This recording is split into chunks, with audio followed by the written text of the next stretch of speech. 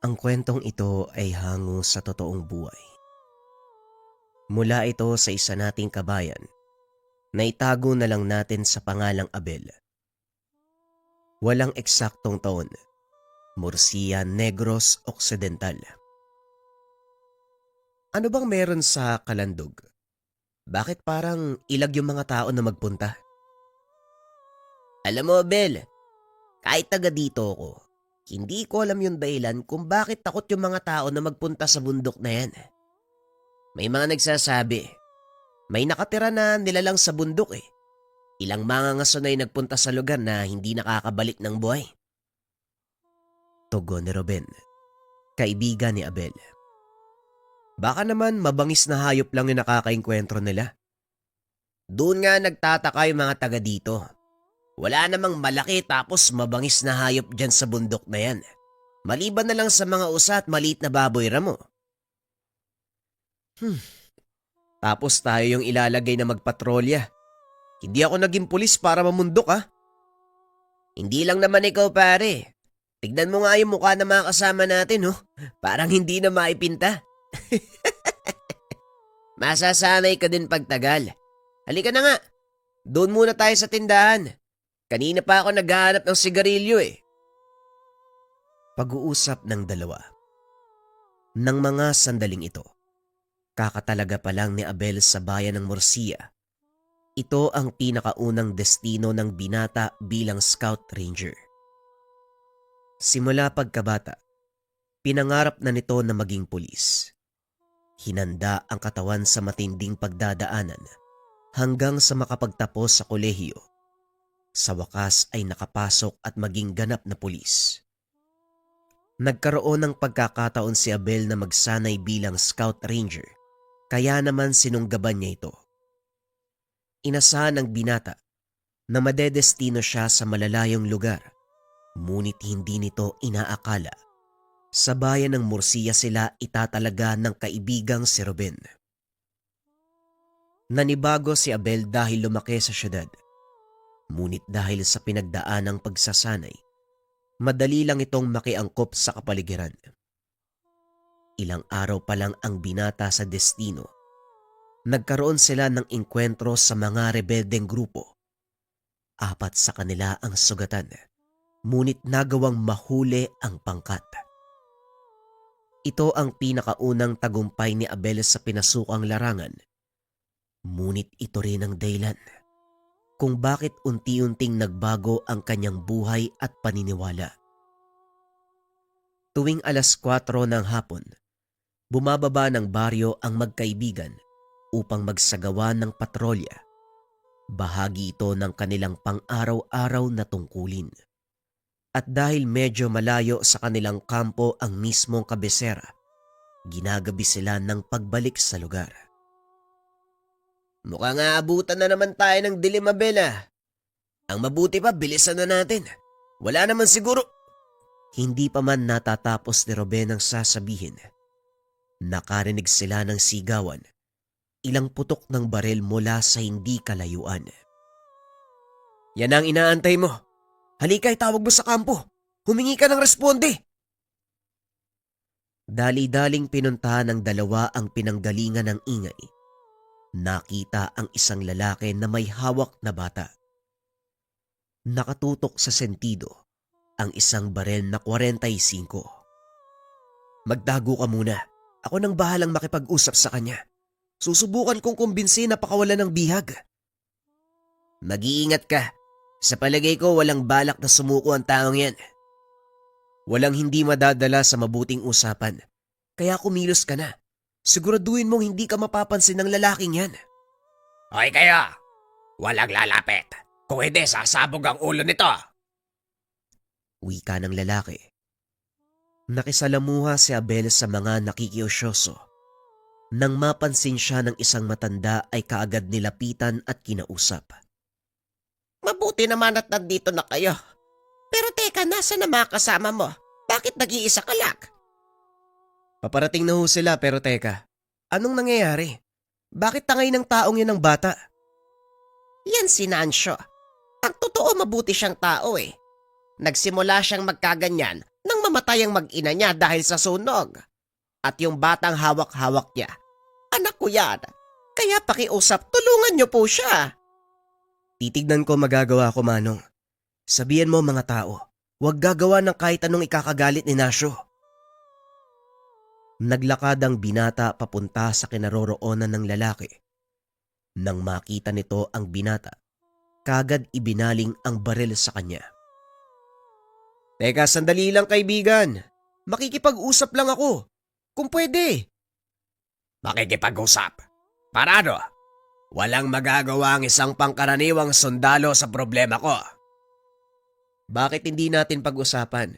Malay mo naman may maitulong ako. Wala kang maitutulong. Kaya kung ako sa'yo, huwag mo nang subukang lumapit o gumawa ng kahit ano. Isang maling galaw mo lang, sasabog ang ulo ng batang to. Teka kaibigan, wag naman ganyan. Maawa ka sa bata. Ano sa tingin mo yung mararamdaman ng mga magulang niya? O dahan-dahan lang ha. Mamaya makalabit mo yung baril eh. Inisip ba nila ang nararamdaman ko nang mamatay ang mag-ina ko sa sunog? Pinabayaan nila kami. Wala ni isa sa kanila ang tumulong sa amin. Samantalang ako, kung may nangangailangan, hindi ako nagdadalawang isip. Nauunawaan kita, Nasyo. Ngunit hindi ito ang solusyon sa problema mo. Bakit hindi mo bitawan ng bata? Mag-usap tayo ng masinsinan. Ibababa ko ang armas ko. Ibaba mo din yung baril mo. Ipinapangako ko na walang mananakit sa'yo. Tayong dalawa lang yung mag-uusap. Nag-iisa ka. Paano mong masisiguro na walang mananakit sa akin? Tignan mo, taga-baryo. Parang gusto nila akong kainin ng buhay. Hindi yan totoo, Nasyo. Kilala ka namin bilang mabuting tao kaya pakiusap. Huwag mo namang dungisan ang pagkatao mo dahil lang sa hindi pagkakaunawaan. Pag-usapan natin at sabihin mo sa amin kung paano kaming makakatulog. Huwag mo akong lokohin, Kapitan. Alam kong pakitang tao lang ang ginagawa mo. Nung mga panahong kailangan ko ng tulong, nasaan ka? Hindi ba hindi nga kita makausap? Alam kong malaki ang hinanakit mo sa akin, kaya humingi ako ng tawad dahil hindi ko nagawang tugunan ng hinanaing mo. Habang nag-uusap ang dalawa, isa-isang nagdatingan ang mga kasama ni Abel. Nasipat niya ang mga ito na pinaliligiran ang lugar. Nagbigay ng hudyat ang binata na huwag magpapaputok. Kung naging maagap ka lang, hindi na sana umabot sa ganito ang lahat. Binalaan na kita, pero binaliwala mo. Hindi ka naniwala sa akin na may mga taong nais manggulo dito sa baryo. Hindi ko binaliwala ang sinabi mo. Hindi ba kumilos naman ang mga sundalo para apulahin ang mga rebelde? Ilang ulit ko bang sinabi sa'yo na hindi rebelde ang mga kalaban dito? Hindi sila pangkaraniwang tao. Nasyo, ilang beses ko ring sasabihin sa'yo na mga rebelde ang may gawa ng panununog sa baryo. Hindi mga mambabarang kagaya ng sinasabi mo. Pinapakinggan lang ni Abel ang usapan. Nagkaroon ng ideya kung paanong maapula ang galit ni Nasyo. Kaibigan Nasyo, makinig ka sa akin mabuti. Nandito na sa baryo mga kasama ko. Sinisiguro ko na walang gagalaw sa'yo. Bitawan mo yung bata. Gusto ko marinig ang sasabihin mo. Sigurado ka? Hindi mo ako niloloko? Hindi kita niloloko, kaibigan. Makinig ka sa akin. Pakawalan mo ang bata. Kung gusto mo, palit kami. Ako ang biyagin mo. Habang nagsasalita si Abel, kinakausap naman ito ni Ruben sa radyong nakakabit sa kanyang tenga. Nasisiraan ka na ba ng ulo, Abel? Mamaya ikaw pa yung patayin ng taong yan. Huwag kang mag-alala, Ruben. Alam kong kilatis ng isang to. Wala siyang hangad na masama. Naghahanap lang yan ng makikinig sa kanya. Ako nang bahala dun. Sabihan mo mga kasama natin na huwag magpapaputok. Sige na, baka mahalata pa ako nito eh. Maya-maya ay binaba ni Nasyo ang baril. Pinakawala ng bata. Dali-dali namang tumakbo si Abel para yakapin ang lalaki dahil alam niyang sa oras ng pakawalan ng bihag, siguradong babarilin siya ng mga kasamahan. Sa kasamaang palad, na mali ng pagkakaintindi si Nasyo. Inakala nitong susugurin siya ni Abel, kaya naman binaril niya ang binata. Wala magpapaputok. Hindi ako napuruhan. Nasyo, hindi kita sasaktan. Tumakbo lang ako para protektahan ka. Pasensya na kung nagulat ka. Mabuti na lamang, sa braso lang tumama ang bala. Nakainga ng maluwag ang mga kasamahan. Dali-daling itinipon ni Nasyo ang baril. Napagtanto ng binata na yon ang unang beses na nakahawak ng sandata ang lalaki. Sumama ka sa akin. Doon tayo mag-uusap sa kampo. Huwag kang mag-alala, hindi ka makukulong. Walang balak magsampa ng kaso si Kapitan. Salamat. Teka, ano ba pangalan mo? Tawagin mo akong Abel, kaibigan. Ikaw si Nasyo, hindi ba? Oo, tama ka. Pero matanong ko, bakit mo ko tinutulugan? Simple lang. Naintriga ako sa sinabi mo eh. Hindi rebelde ang may gawa ng panununog sa baryong to.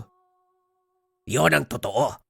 Nakita mismo ng dalawang mata ko ang pagyayari. Mamaya ko ipapaliwanag. Kailangan natin makarating sa ligtas na lugar bago magdilim. Dali-daling naglakad ang pangkat pabalik sa kampo. Ginamot ang sugat ni Abel. Pagkatapos ay pinuntahan nito si Nasyo na pansamantalang pinatuloy sa isang kubo. Pasensya ka na, medyo natagalan ha.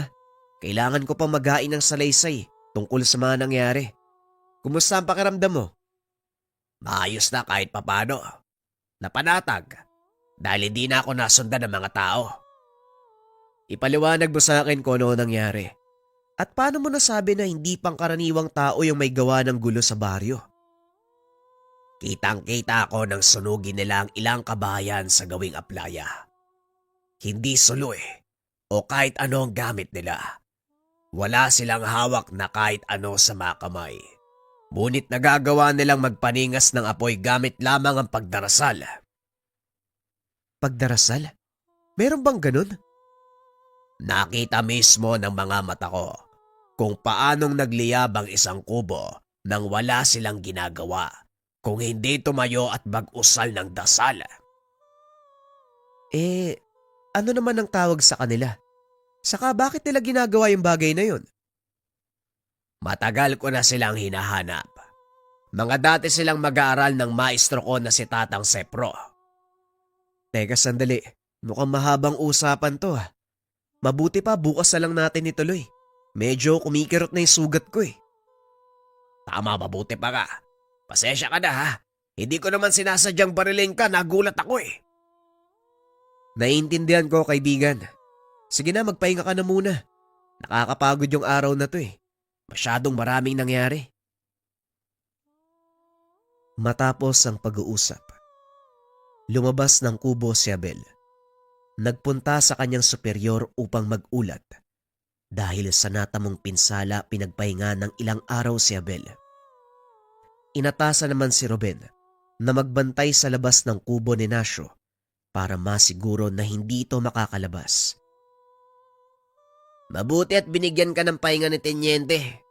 Sige na, ako nang bahala dito. Naintriga ako eh. May sinabi sa akin si Nasyo tungkol sa mga taong nanununog sa baryo. Sabi niya, wala daw kahit anong mga yun eh. Nakita niya daw yung buong pangyayari. Dating mag-aaral ng tinatawag niyang Tatang Sepro, yung mga tinuturo niyang nanunog. Hindi ba sinabi ko sa'yo dati na may mga ganong tao dito? Maiwaga ang kabundukan na Bel. Sa Tatang Sepro na sinasabi niya, kilalang manggagamot yan dito sa baryo. Kaso biglang nawala. Ay nako, parang naintriga din ako ah. Bukas kakausapin ko siya uli ah. Pero sana naman, hindi magtangkang tumakas ang taong yan. Hindi naman siguro sa palagay ko. Mas gusto pa nga niyang nakakulong dyan sa kubo eh. Kaysa ginugulpi ng mga taga-baryo.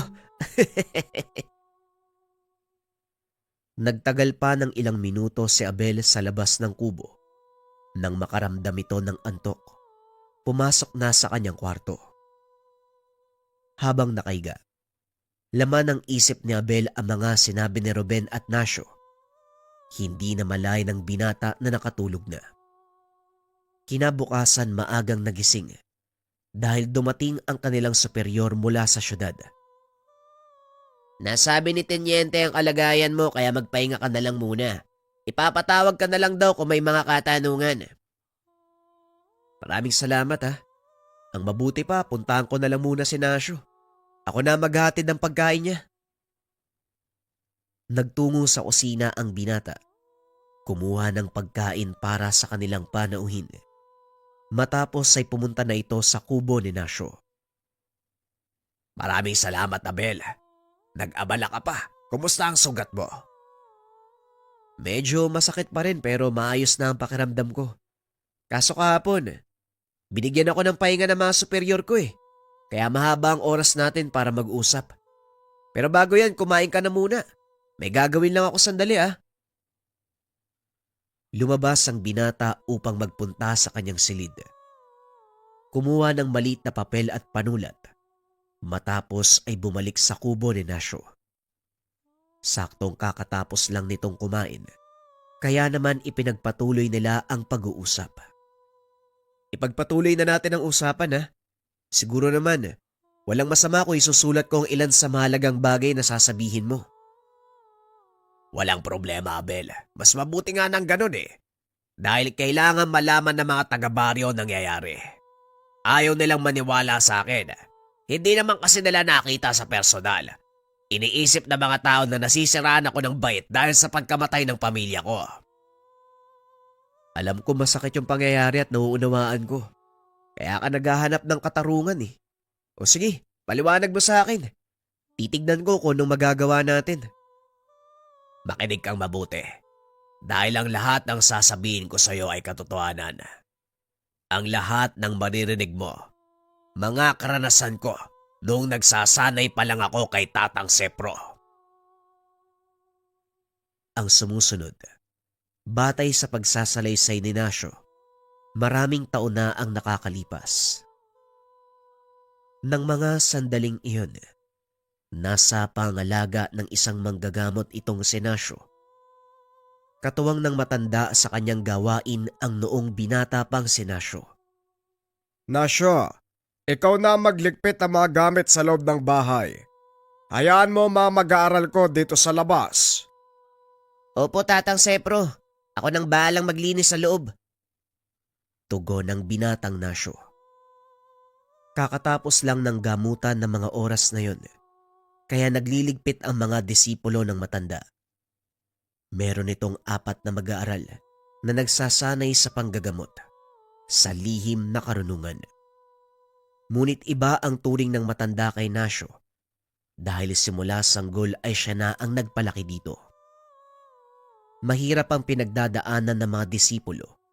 Hindi ito dinanas ng binata dahil na din ayaw nitong pasukin ang larangan ng taong nagpalaki sa kanya. Ay nako Nasyo, ano bang balak mo sa buhay mo?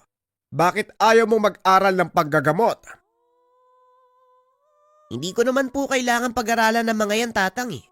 Sa panonood ko pa lang sa ginagawa nyo, natututo na po ako. At isa pa, ayoko maging manggagamot. Nandyan naman si Serapin para sumalo ng katungkulan mo kung sakali. Mas magaling naman yan kaysa sa akin eh. Tama ka. Mahusay nga si Serapin at ang mga kasama niya. Pero may ugali ang taong yon. Ayaw niyang nalalamangan at hindi ko gusto ang ganon. Mas mabuti pang dalhin ko na lang sa hukay ang lahat ng nalalaman ko. Kung sa taong kagaya niya mapupunta ang gamit. Eh kung gano'n naman po pala, bakit hindi mo na lang siya tanggalin bilang disipulo? Hindi pwede, Nasyo. Dahil sa oras na mawala siya sa aking pangalaga, maaaring gumawa ng hindi kanais-nais ang taong yan at magdulot ng kaguluhan. Hindi lang sa baryo, kundi maging sa ibang bayan. Delikado ang taglay niyang kaalaman, lalo na ang kakayahang magpaningas ng apoy gamit lamang ang isipan. Oo nga po. Pasensya na kung sasabihin ko to ha. Pero may kayabangan din kasi si Serafin, Tatang. Saka hindi ko din gusto yung ugali niya. Lagi ba naman akong pinapagalitan? Huwag mo na kasing patulan. Hayaan mo siya. Mas mabuting nasa pangalaga natin ang taong yan dahil malalaman ko ang bawat kilos niya. Kayo po ang bahala, basta ako. Sa oras na may gawin siyang hindi maganda, nako, makakatikim yan sa akin. Ano naman ang magagawa mo, Aber? Ni hindi ka nga marunong magpagana ng mga dasal pang poder. Bakit ba kasi ayaw mong pag-aralan ng mga yan, Nasyo? Pakiramdam ko po kasi, Manong, hindi po para sa akin ang ganitong larangan. Pero masaya ako dahil nakakatulong ako sa inyo. Ayos na po sa akin ang may alam tungkol sa mga lamang gamot, Tatang. Bahala ka nga sa buhay mo. O siya, mabuti pa. Samahan mo na lang ako sa gubat. Papaubos na ang mga pandakake natin eh. Kailangan ko na rin kumuha ng ilang mga halamang gamot dahil gagawa ko ng panghaplas. Sige ho, sandali lang. Kukuha lang po ako ng lalagyan. Pag-uusap ng dalawa. Habang naglalakad papasok ng tahanan, nadaanan ni Nasyo ang mga disipulo ni Tatang Sefro. Nag-uusap-usap ang mga ito. Nang makita ang binata, biglang huminto sa pagsasalita si Serafin. Tinignan ng masama si Nasyo. Oh, anong tinitingin-tingin mo? May problema ka ba? Yabang nito ah. Napatingin lang eh. Alam mo kagapuan ka. Ano yun? May sinasabi ka, Nasyo? Lakasan mo yung boses mo kapag nagsasalita ka. Serapin, anong problema mo kay Nasyo? Bakit ba lagi ka nalang galit sa batang yan? Biglang natahimik si Serafin nang marinig ang boses ng maestro. Wala naman po, maestro. Paumanin po. Magpapatuloy na kami sa aming pagsasanay. Hindi ko malaman kung ano ang kinaiinggitan mo kay Nasyo. Na kung tutusin, mas lamang ka sa kanya. Hindi ko maunawa ng ugali mo. Bakit kailangan mong pakitaan ng gano'n ng bata? Hindi na po mauulit, maestro. Patawad po. Matapos kausapin, kagad nang tumalikod si Tatang Sepro. Napansin ni Nasyo, nag-uusal ng dasal si Serafin. Balak niyang ibato sa matanda. Kagad niyang inapula. Isang malakas sa suntok ang binigay ng binata. Tinamaan sa mukha si Serafin, dahilan para matumba ito. Bakit mo sinuntok si Serapin? Balak kang sunugin ang buhay ng taong yan, oh. Mabuti na lang nakita akong nag-uusal na mga dasal. Ikaw wala kang utang na loob, ah. Kung hindi dahil kay Tatang Sepro, saan ka pupulutin? Totoo ba ang sinabi ni Nasyo, Serapin? Magsalita ka. Matagal ko nang gustong gawin yan, pero palagi ako naapula. Masyado kang pakialamero, Nasyo. Bakit mo ko gustong patayin, Serapin? Ano ang pagkukulang ko? Simple lang, maestro. Hindi pala. Simula sa araw na to, itinatakwil na kita bilang guro. Gusto ko malaman ang dahilan kung bakit gusto kitang patayin. Gusto ko makuha ang lahat ng kaalaman mong nakaukit sa balat mo sa likuran. Nais mong makuha ang lahat ng kaalaman ko. Paano kang nakakatiyak na yun nga ang mga nakaukit sa aking likuran? Huwag mo na akong linlangin, tanda.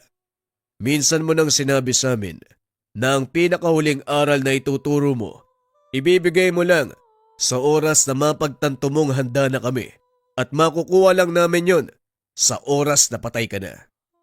Pwes, hindi ko naaantay ng araw na yon dahil ngayon pa lang kukunin ko na sa iyo ang bagay na yan.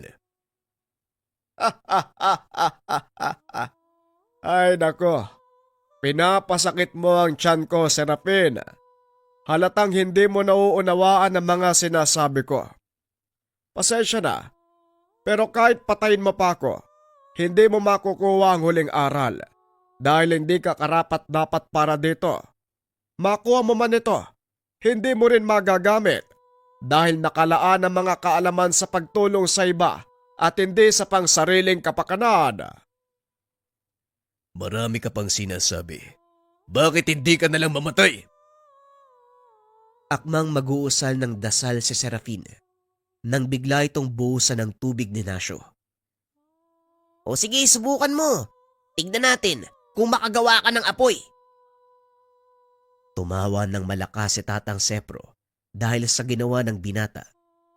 At dahil napahiya, dali-daling umalis si Serafin kasama ang ibang mga disipulo. Simula ng araw na yon, hindi na muling nagpakita ang Ginoo. Mukhang wala ka ng pagpipilian, Nasyo. Ikaw na lang ang nag-iisang naiwan sa akin. Sana naman, pag-isipan mong mabuti ang alok ko. Bunang pa siya ko, Tatang. Hindi ko tatanggapin ang iyong pamana. Gusto ko magkaroon ng normal na buhay. Kung gayon, hindi kita pipilitin sa gusto mong mangyari. Humayo ka. Hanapin ang iyong sarili. Hindi naman po sa ganun ang gusto kong gawin, Tatang. Hindi dahil sa ayaw kong tanggapin ang pamana na naisin ko nang umalis sa tabi niyo. Mananatili ako hanggat ipapahintulot ng panahon. Dumating na ang panahon para umalis ka at hanapin ang sarili mo, Nasyo. Sige na, huwag mong isipin na pinagtatabuyan kita. Nais ko lang na maranasan mong mabuhay bilang normal na tao. Paano naman po kayo, Tatang? Makikita ko pa po ba kayo?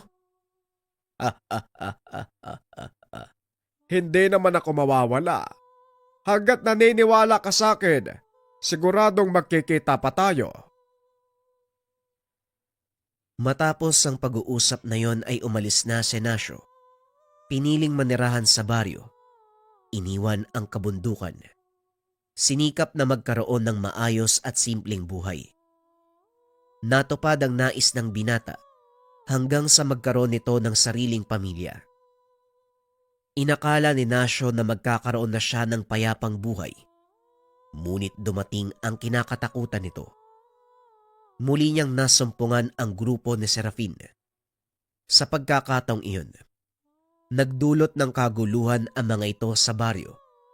Isang tahanan ang sinunog ni Serafin at nakita ito ni Nasyo.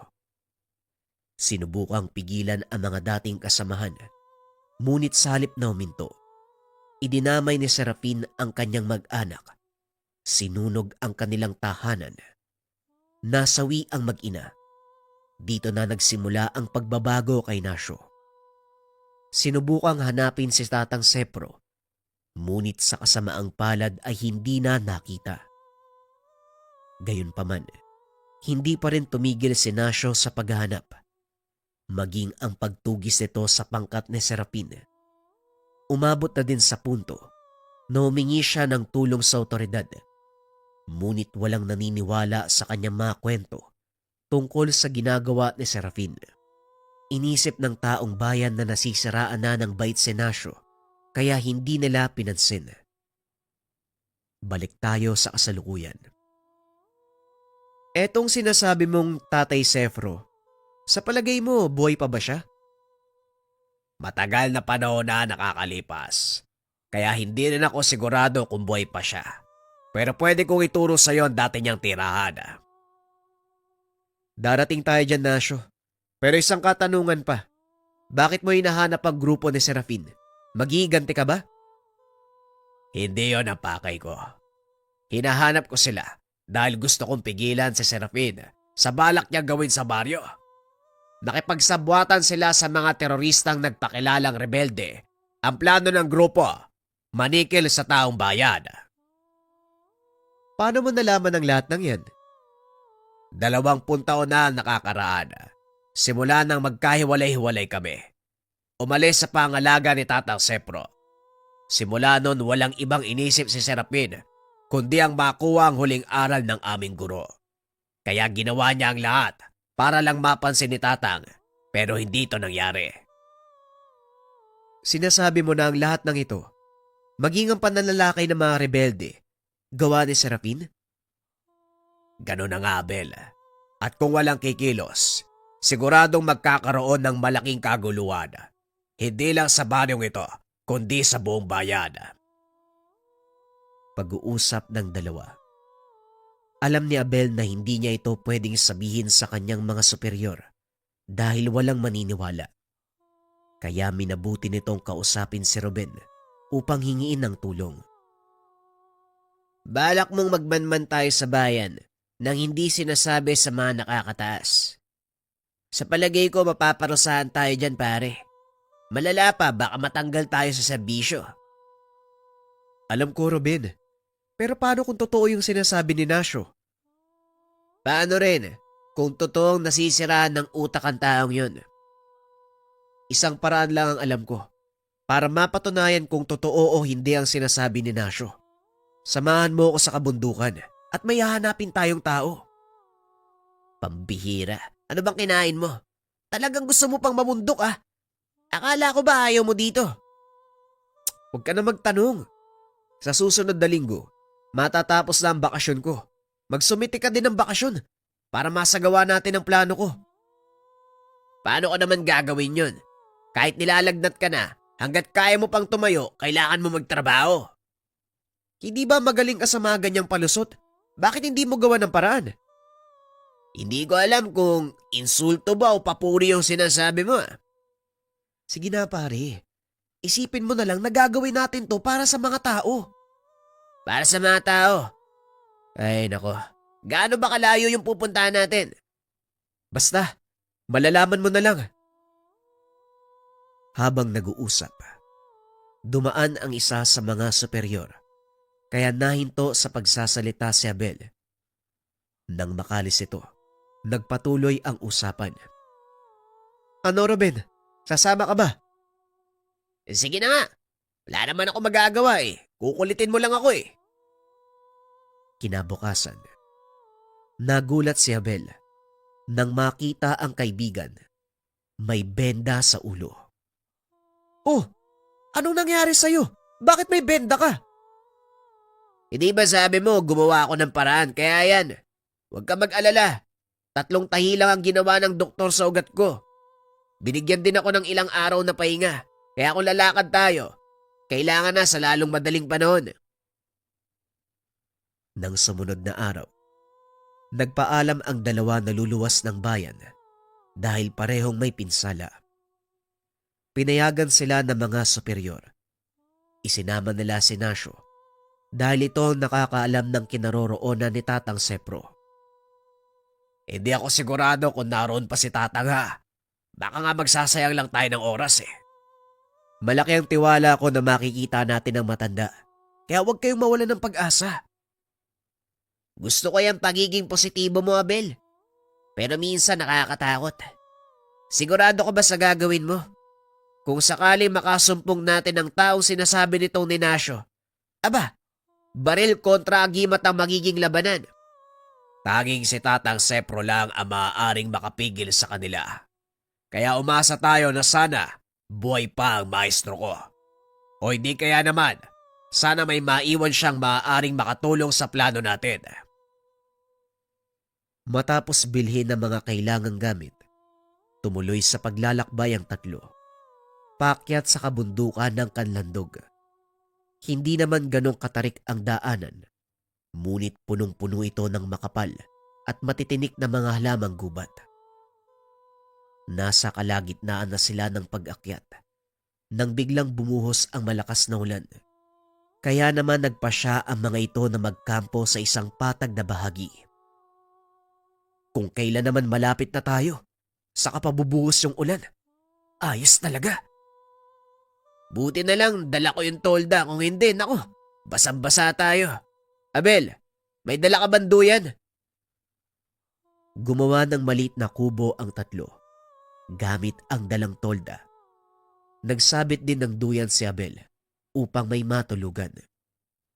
Walang ibang naririnig ang tatlo kung hindi huni na mga kulisap at ilang hayop na naggagala sa kadiliman ng gubat. Kaya naman nagpasya si Nasyo na basagin ang katahimikan. Matagal ko na ring hindi naranasan ng ganitong katahimikan. Wala kang ibang maririnig kung hindi huni ng mga insekto. At yabag ng mga paparating na tao. Maging alisto ka, Ruben. Dali-daling bumaba sa duyan ang binata at nagmasid sa paligid. Isang aso ang lumabas mula sa madilim na bahagi ng kagubatan. Biglang tumayo si Nasyo. Sandali lang. Ibaba niyo mga baril. Kilala ko ang asong yan. Paano nakarating ang isang aso sa lugar na to? Eh di ba wala nang bahay dito? Tama ka. Palatandaan nito na nasa paligid si Tatang Sepro. Alagad ng matanda yung aso na yan. Ang tagal na panahon na ang lumipas Bakit buhay pa yan? Huwag ka nang magtaka. May kakaibang kaalaman si Tatang Sepro. Siguradong buhay pa siya. Kung ganon, kailangan na nating magmadali. Walang dapat ipagmadali, Abel. Ipinadala niya ang asong ito para maging gabay natin. Mananatili siya dito hanggang bukas. Siya ang sundo natin. Napangiti si Abel dahil alam niya na hindi sila mabibigo sa misyon. Kinabukasan pagputok ng liwanag, dali-daling nagligpit ng tolda ang tatlo. Nagpatuloy sa paglalakbay. Ngunit nagtaka si Nasyo dahil pabalik sa baryo ang aso. Hindi ba ito yung dinaanan natin galing sa baryo? Bakit tayo bumabalik? Yan nga din ang ipinagtataka ko eh. Bakit tayo dinala ng asong ito pabalik sa baryo?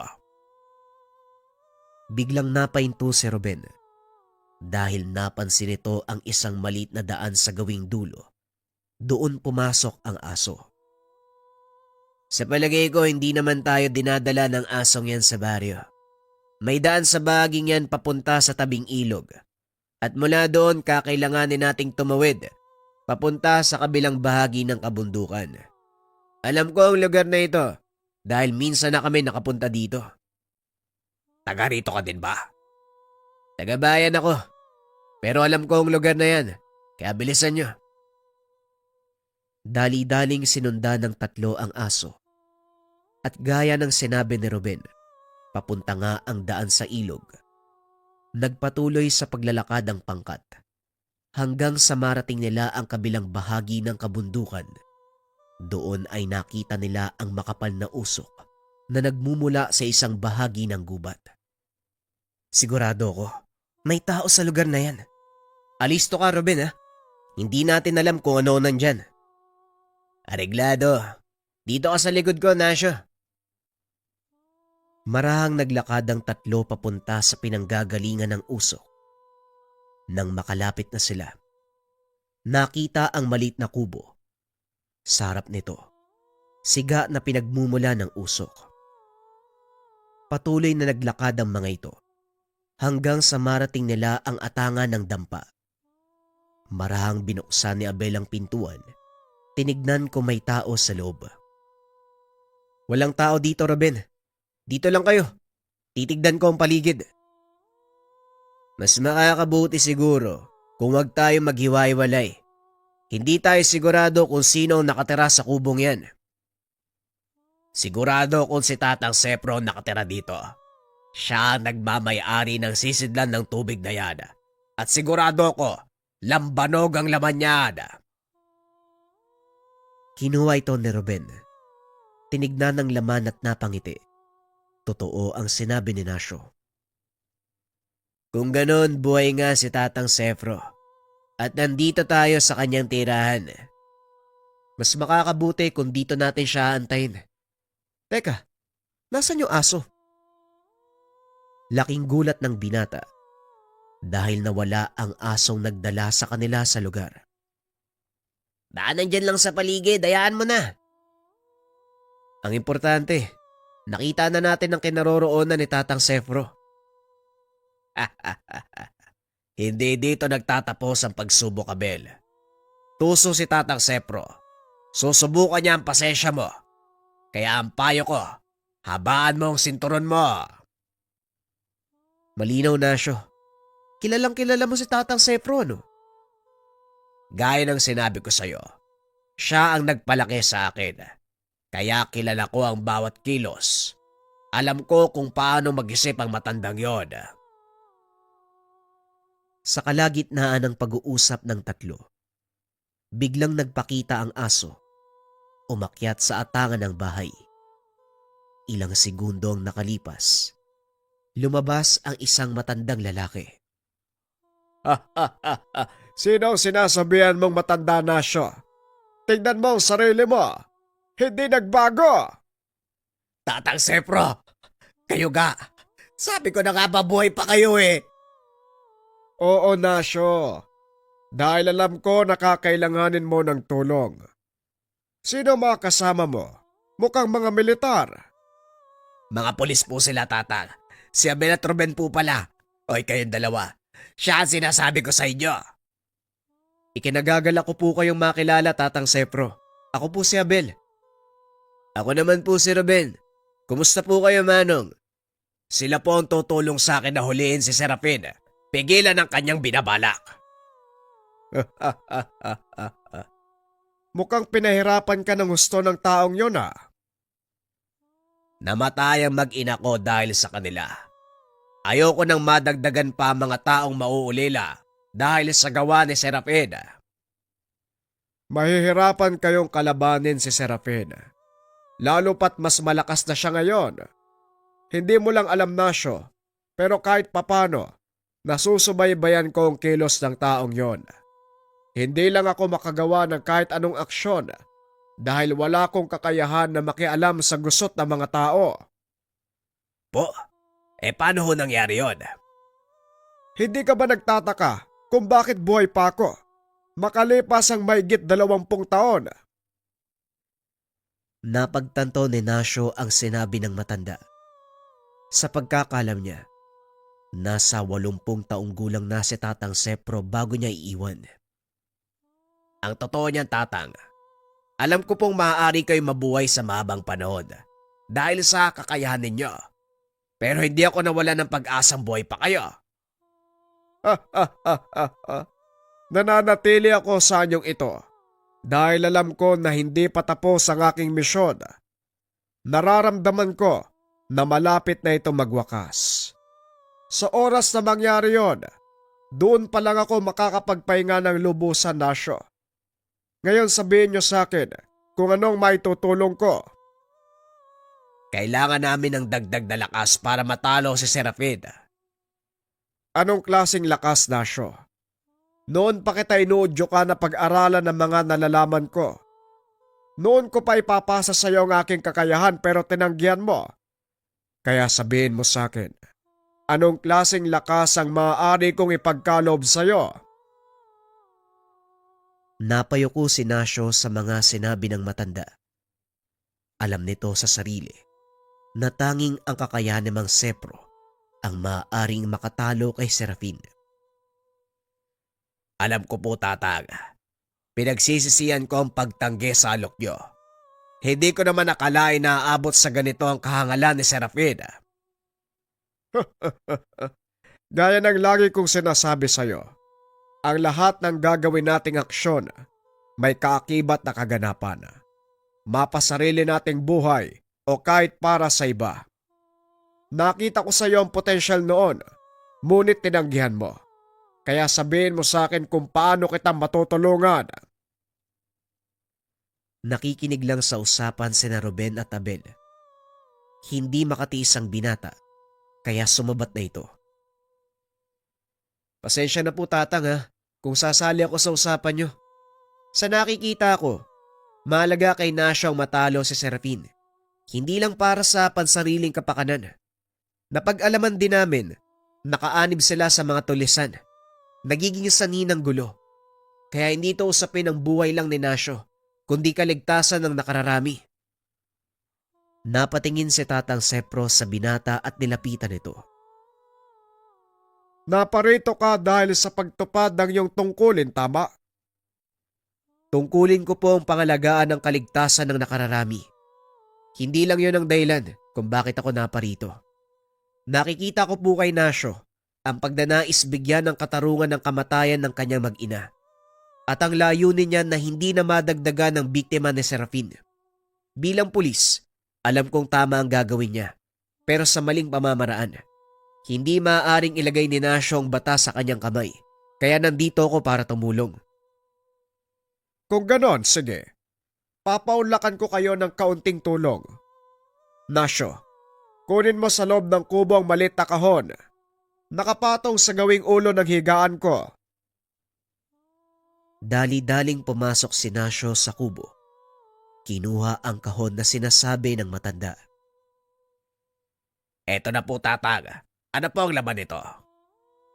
Ang tanging sandata na maaaring magamit laban kay Serapin. Binuksan ng matanda ang kahon. Tumambad kay Nasyo ang isang maliit na bato. Halos kasing laki lang ng butil ng munggo. Kaya naman nagtaka si Abel kung paano itong makakatulong. Ano naman po yung magagawa ng maliit na bato? Ang maliit na bato, may kakayahang utusan ng mga elemento ng tubig. Apoy ang kapangyarihang taglay ni Serapin. Alam ni Nasyo ang gagawin. Trabong ko ng tubig ang bato na yan, Abel. Matagal nang pinangangalagaan ni Tatang Sepro. Sandali lang. Hindi ba ang sabi mo sa akin noon na sa oras na bitawan mo ang pangalaga sa trabong ko, matutuntun ka ni Serapin? Tama ka. Ito ang paraang alam ko para magkaharap kayo. Tandaan mo, Nasyo, hindi ka matatalo ni Serapin hanggat nasa pangalaga mo ang trabong ko. Kaya wag mo itong iwawaglit. Pero Tatang, paano po kayo? Gaya ng sinabi ko, sa oras na matapos ang misyon ko, doon pa lang ako makakapagpahinga. At tapos na yon. Ipinapasa ko sa iyo ang pangalaga sa trabong ko. Sa pagkakataong iyon hindi na tumanggi si Nasyo. Tinanggap nito ng buo ang tungkulin. Maging kahalili ni Tatang Sepro. Anong gagawin namin, Tatang? Paano namin malalaman kung paparating na si Serapin? Sa oras na bitawan ko ang kahon, mararamdaman ni Serapin ang presensya ko at kusa siyang lalapit. Alam kong nasa paligid lang ang taong yon. Hindi niya lang ako matagpuan dahil sa sabulag na taglay ng trabong ko ng tubig. Makapangyarihan ang gamit na yan, Nasyo. Kaya huwag ka magpapadalos-dalos sa mga gagawin mo gamit ang trabong ko. Nauunawaan ko po, Tatang. Makasama magsipaganda kayo. Maaaring anumang oras, magpakita na si Serapin. Matapos magsalita, inilapag ni Tatang Sepro ang kahon sa palad ni Nasyo. Biglang nag-iba ang kapaligiran. Nawala ang makapal na kakawyan. Naging malawak na kapatagang puno ng talahib.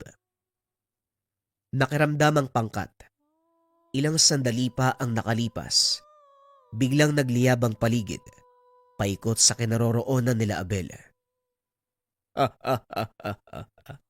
Nandito na siya.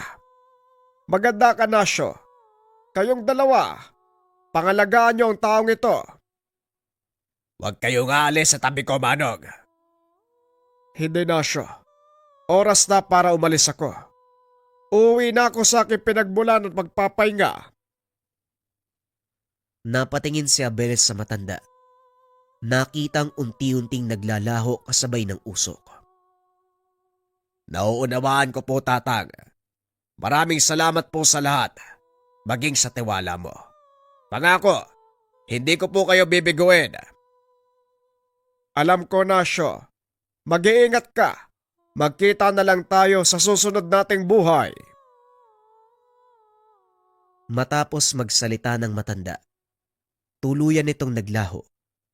Tumambad naman sa harap ni Abel ang isang lalaki na walang damit pang itaas. Sa wakas, nagkita tayo muli, Nasyo. Nasaan ang matandang ermitanyo? Wala na ang maestro.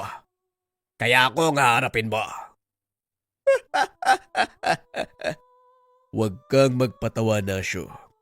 Anong magagawa mo? Hindi mo nga kayang tumayo para sa iyong sarili. Noon wala akong magagawa dahil hindi kita kayang labanan. Wala akong sapat na kakayahan para pigilan ka.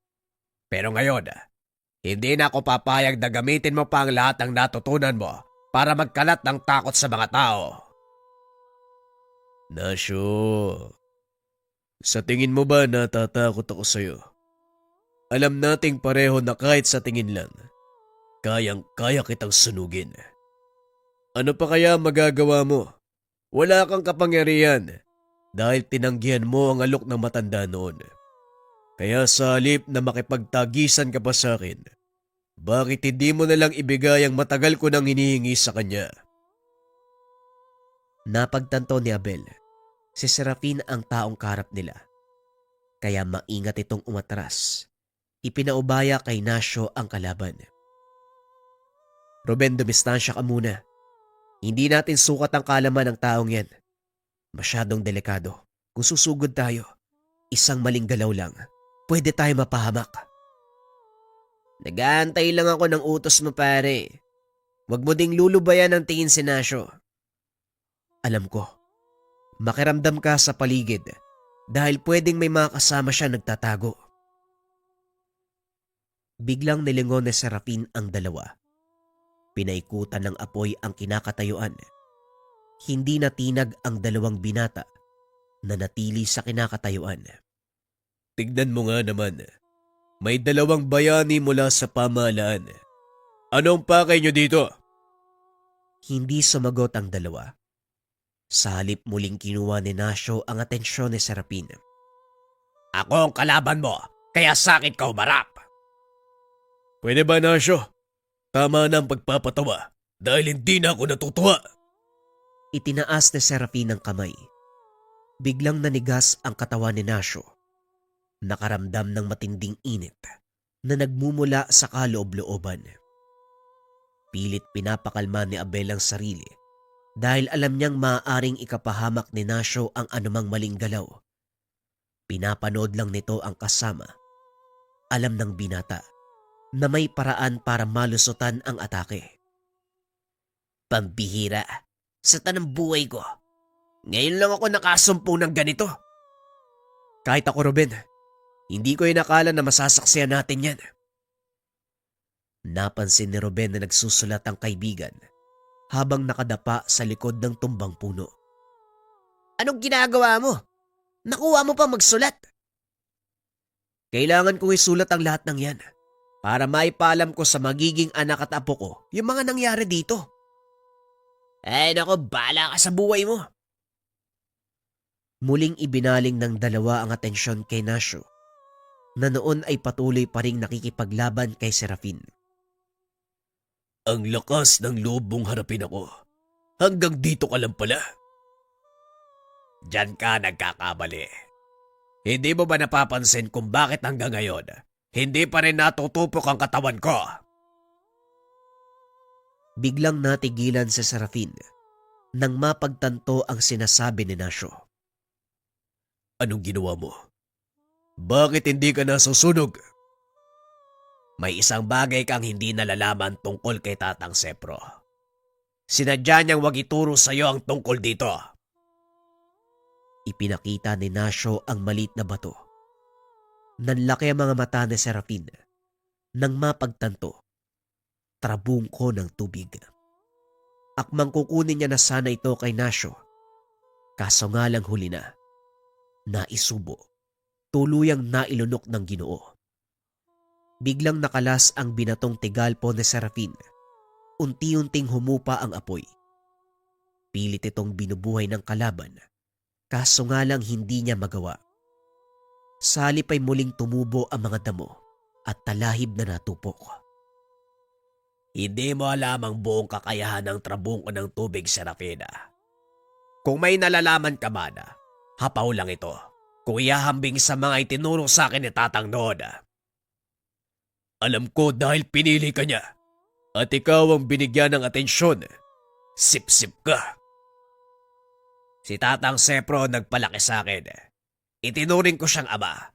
Kaya normal lang na maging malapit ako sa kanya. Pero hindi yun ang dahilan kung bakit ako pinili niyang turuan. Nakita niya sa iyo ang ugaling ipinapakita mo ngayon. Kaya hindi mo siya masisisi kung may mga aral na hindi tinuro sa iyo ang ating maestro. Kahit hindi niya itinuro sa akin ang aral tungkol sa trabungko, alam kong matatalo ko siya gamit lang ang sarili kong kakayahan. Hindi pa rin ba malinaw sa iyo, Serafin? Tignan mo ang kapaligiran. Hindi mo ba nakikita? Unti-unting nanunumbalik ang kagubatan sa dati nitong anyo. Inikot ni Serafin ang tingin. Nakitang tumutubo ang mga puno na kani-kanina lang ay natupok gamit ang kanyang kakayahan. Madali lang para sa akin na sirain ang lahat ng ito, kaya wag mo kong pagyayabangan. Muling ikinumpas sa Serapin ang mga kamay. Naglabasan mula sa lupa ang mga nilalang. Kinuyog ng mga ito si Nasyo, at nang makita ni Abel ang nangyayari, walang pagdadalawang isip, pinagbababaril ang mga nilalang.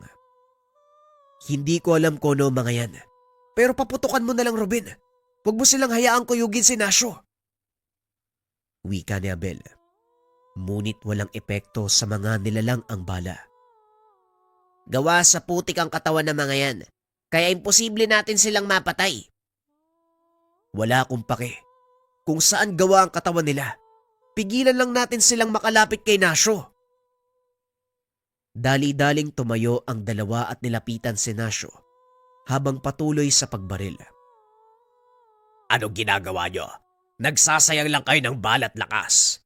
Hindi tinatabla ng anumang sandata mga inkantong putik na yan. Nakikita ko din yun, Nasyo. Siguro naman alam mo kung anong gagawin kaya bilisan mo na habang napipigilan pa namin ng kaunti. Anak ng naman oh! Nasyo, bilisan mo! Paubos na yung bala ko! Dali-daling nag-isip ng paraan si Nasyo. Naalala nito ang sinabi ni Tatang Sefro. Lumuhod si Nasyo. Inilapat sa lupa ang mga kamay. Marahang bumulong ng kung anong dasal. Laking gulat nila Abel nang bigla na lang lamunin ng lupa ang mga nilalang na nakapalibot sa kanila. Unti-unting natunaw ang mga ito hanggang sa maging putik. Mula sa pinaglubugan ng mga nilalang, lumitaw ang isang bukal. Kalaunan ay dumaloy sa buong paligid hanggang sa magmistulang sapa. Ngayon mo sabihin sa akin na wala akong laban sa'yo, Serapin. Pagbabayaran mo ang ginawa sa pamilya ko at sa mga tao. Pasensya na, pero kailangan kitang pigilan.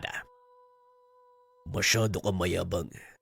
Hindi porke nagawa mong talunin ang mga alaga ko, kaya mo na akong pabagsakin. Baka nakakalimutan mo, taglay ko ang kapangyarihan ng apoy. Hindi pa rin ba malinaw sa'yo nangyari? Tangan kong trabungko ng tubig. Kaya kong gamitin ang mga elementong nakatira dito laban sa'yo. Tuluyang nilikop ng tubig si Serapin.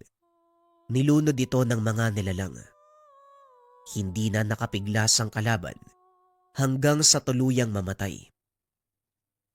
Sinayang mo ang pagkakataong binigay ni Tatang Sefro. Walang ibang hinangadang matandang yon, kundi mapabuti ang kalagayan natin. Pero sinadya mong lumiis. Hindi ko gusto ang tagpong ito, Serapin, pero wala akong magagawa. Wika ni Nasyo habang pinagmamasdan ang bangkay ni Serafin.